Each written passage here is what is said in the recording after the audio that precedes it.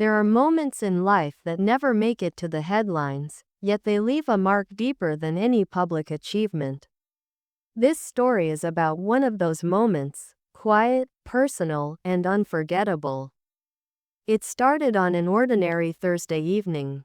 I had just finished a long series of meetings in London, schedules stacked so tightly that I barely had time to breathe.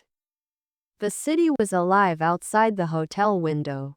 Taxis honked, rain tapped against the glass, and neon lights blurred through the drizzle.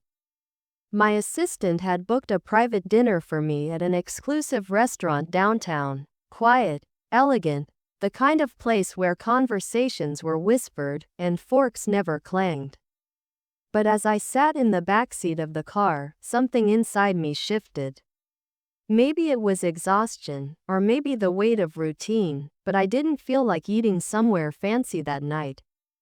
I wanted something real. I told my driver, change of plan. Take me somewhere local, anywhere normal. He looked confused. Sir, do you mean normal? I laughed. Yes. A place where people don't care who I am. 10 minutes later, we pulled up beside a small street cafe tucked between two shops. Its flickering sign read, Elliot's Corner. There was nothing elegant about it. Chipped paint, mismatched chairs, and the faint smell of frying onions in the air. Perfect. I stepped out, wearing a plain coat and glasses, hoping to blend in. The bell above the door jingled as I entered. A few heads turned for a second, then went back to their meals. Good. I found a corner table and sat down. The waitress approached, chewing gum and holding a notepad. Evening, sir. What'll it be? I smiled. What's good here? She grinned. Depends. You want fancy good or greasy good? Greasy sounds perfect, I replied. As she walked away, I looked around. The place was alive in a way boardrooms never are. Two construction workers were laughing over beer. A young woman was reading a novel by the window, and an elderly man sat quietly at the counter, stirring his soup with slow, steady movements. There was a peace here that no luxury restaurant could offer. A few minutes later, my plate arrived, a simple burger and fries, steaming hot and smelling divine. I hadn't eaten something that normal in months. As I took the first bite, I realized how much I'd missed the taste of simplicity. That's when it happened. The elderly man at the counter looked over. Squinting, his eyes narrowed in curiosity.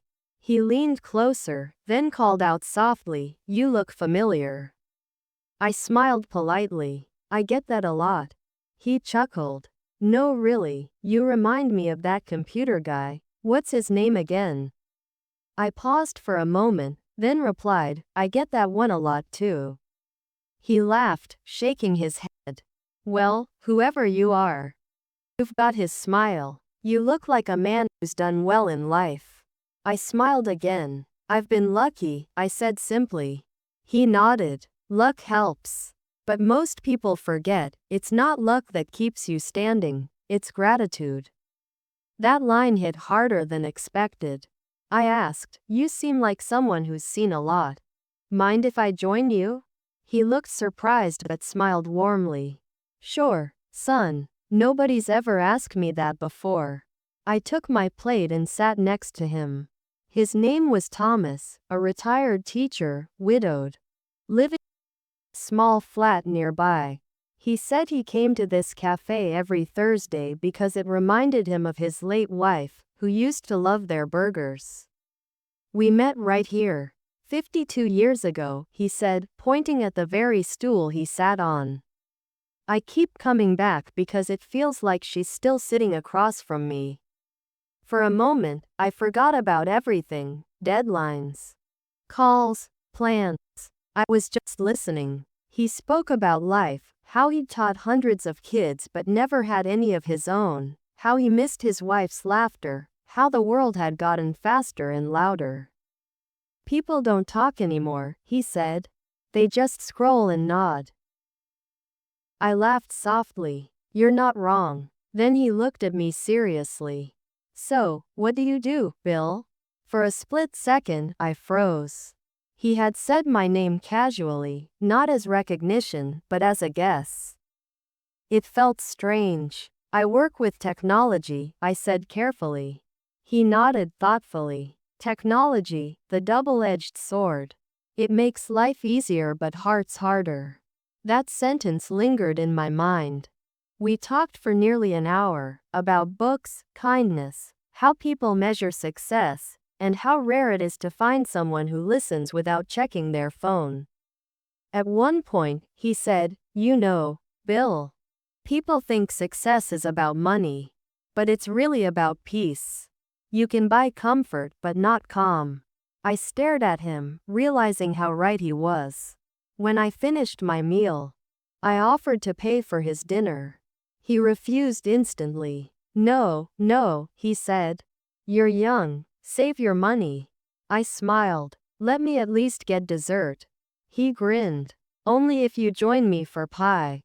So there we were, two strangers sharing apple pie in a tiny cafe on a rainy night. It was one of the most peaceful dinners I'd ever had. When the bill came, I quietly handed the waitress my card. She looked at it, blinked, then looked at me again. "Wait, the Bill Gates?" I put my finger to my lips and smiled. "Shish," she gasped softly. "Oh my God, should I?" "Please don't," I said, smiling gently. "Let's just keep it between us." She nodded, grinning like she'd just been let in on a secret. I signed the receipt and added a note at the bottom, "For the best apple pie and the best company, Bill." When I turned around, Thomas was looking at me curiously. "Is everything okay?" he asked. I nodded. "Yes, everything's perfect." He chuckled. "Good, because you've got that look, the one people get when they realize life's still bigger than their plans." We shook hands, and he said, "Thank you for the company, Bill. Not many people listen anymore." "You did," I replied softly. "You reminded me why I should." As I stepped outside, the rain had stopped. The city lights reflected on the wet pavement like scattered stars. I took a deep breath. The air was cold, but it felt refreshing. For the first time in months, I wasn't thinking about meetings or missions. I was thinking about a man who still bought pie every Thursday for a woman he loved half a century ago. The next day, I sent a quiet donation to the cafe, enough to keep it running for years. No names, no announcements. Just a small note attached. "For Elliot's Corner, a place that still knows what warmth feels like." 2 weeks later, I returned to London and decided to stop by again. The waitress recognized me immediately, smiling wide. "He's been asking about you," she said. "Thomas?" She nodded. "He told everyone he met someone special. Said it was the first night in years he didn't feel lonely." I felt a lump in my throat. "Is he here?" She hesitated, then shook her head gently. "He passed away last week." Peacefully. In his sleep. I stood there, stunned, not knowing what to say. She handed me a small folded paper. "He left this with me, just in case you came back." It was a napkin, neatly folded, with shaky handwriting. "Dear Bill, if you ever stop by and I'm gone, don't be sad. Some people live their whole lives chasing purpose. I got to share pie with mine. You reminded me that kindness still exists in busy people. Keep doing what you do, but don't forget to keep living too. Your friend, Thomas." I sat down on that same stool for a long time. No cameras, no press, just me, a cup of coffee, and that note. I realized that sometimes the most meaningful encounters come unplanned. That the world still has quiet corners where hearts meet without agenda. That night, I didn't attend the conference dinner I was invited to. Instead, I walked along the rainy streets, smiling to myself, feeling a strange peace I hadn't felt in years. You see, we spend so much time trying to change the world that we forget Sometimes the world changes us in small, invisible ways. Thomas never knew who I really was. And maybe that was the best part. Because for one night, I wasn't Bill Gates the billionaire. I was just Bill, a man having dinner with a stranger, learning once again what being human truly means.